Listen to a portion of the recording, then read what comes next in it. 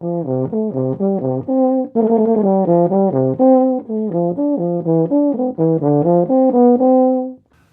learned quite a few years ago that proper practice may mean doing some things a little creatively or differently in order to be ready for what could happen during a real performance. A common thing that I do is practice with a different tempo than I really want. Sometimes when the adrenaline kicks in, our tempo gets a little faster than we were prepared for. That can also happen to the accompaniment, whether it's piano, band, orchestra. So things can change, or things could be in a somber mood a little bit for whatever reason, and the tempo is slower than you want it to be. That all requires practice to be flexible with your tempo. Another thing I learned or was reminded of in the last few days is about bell covers during this COVID situation. Many of you I know are playing with bell covers when you go to rehearsal and performance. It's a compromise or a sacrifice we have to make in order to play in an ensemble. Now that's fine. Bell covers don't affect it dramatically when you play, but they do have some effect. So if I'm playing, for example, this piece here,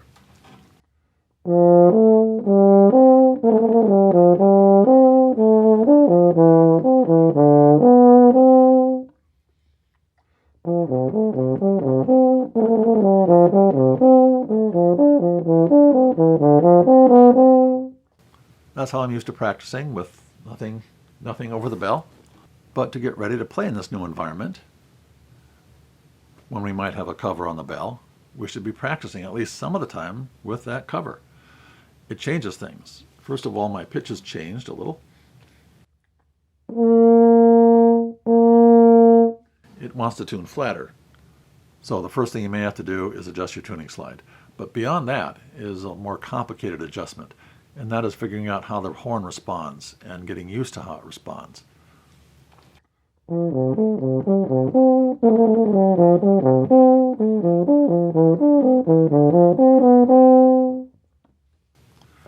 Now, two things I feel there. One is that the higher overtones anyway, in my sound, don't come out. This is sort of a filter in that sense. So it takes some of the brilliance away from the sound. That makes me play a little bit louder instinctively because my ear wants to hear that brilliance. So I have to learn to play a little bit louder comfortably, because otherwise I'm not going to project to the audience the way that you might otherwise, or to the congregation if I'm playing in a church, or to the other members of an ensemble. That's not too hard to adjust to, but it is an adjustment. Worse than that, though, is the fact that the horn just feels loose or fuzzy. The tone is not quite as centered, so I have to work more on really centering the tone from here, not relying so much on here, because here it's being affected. So I have to work on that. Also, the pitches can be affected. Now in this horn, the fifth partial, which are these notes here, it's a little bit flat there. I've learned to adjust for that, as we always do with our horns. But with the bell cover on, the flatness then is exaggerated. I'm not quite sure acoustically why that is, but it seems to be the case also with mutes that can happen. So while I might have lipped up on the fourth note of that first melody, I have to push up a little further now and be ready for that, so my lip has to adjust to that.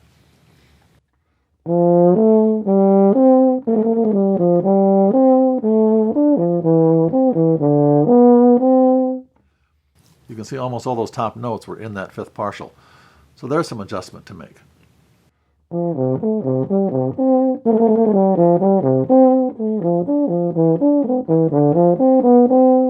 So there you can hear I'm struggling a little bit. First of all, I'm not playing the piano quite as softly as I did without the bell cover, because otherwise it just doesn't come out quite as much as it needs to. So I'm exaggerating there, as I mentioned. But also, when I am playing even that slightly exaggerated piano, it's still hard to get the notes to come out dependably. You could hear a couple of them didn't speak the way I wanted them to. We can overcome that with practice if we practice with the cover on the horns and do it for a sufficient amount of time to get used to it. Certainly at least the day before you're going to appear for a rehearsal or a performance with the bell cover on, you should spend a great deal of time practicing with it.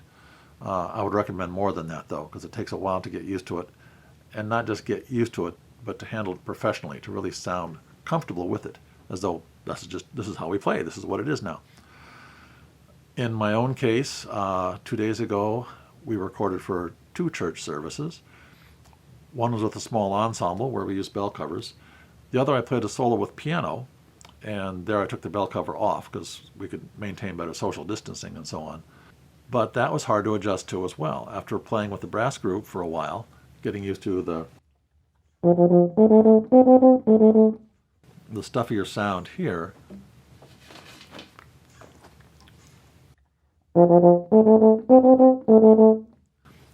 suddenly having that more open feel wasn't harder exactly, but it was different. And I had to adjust, and I didn't really adjust as well as I wanted to. It was a little bit loose sounding on the pitch centers.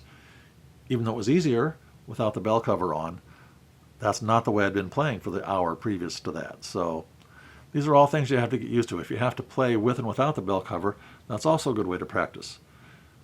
I mentioned this for people who double on trombone or tuba, for example, with the euphonium. You can double successfully if you practice doubling, like anything else. However, if you just practice tuba, let's say for a week at a time, then practice euphonium for a week at a time, that could prepare you in either case for a tuba solo or a euphonium solo, but it wouldn't prepare you for a session where you have to double on both instruments, where you have to play tuba for a piece, then switch to euphonium. So part of your practice, especially as you get closer to the gig, is to play both instruments, to switch during the same practice session. So the switching, the actual change, becomes part of your practice, not just mastering both instruments, but changing between them and getting used to that. So these are ways we have to adjust today. We've had to for a long time in the case of doubling. In the case of accessories like this that we're not used to using, we have to learn to adjust to those as well. That's part of our reality. We'd like to meet the challenge and excel at doing so. I hope you found this helpful. Thanks for listening.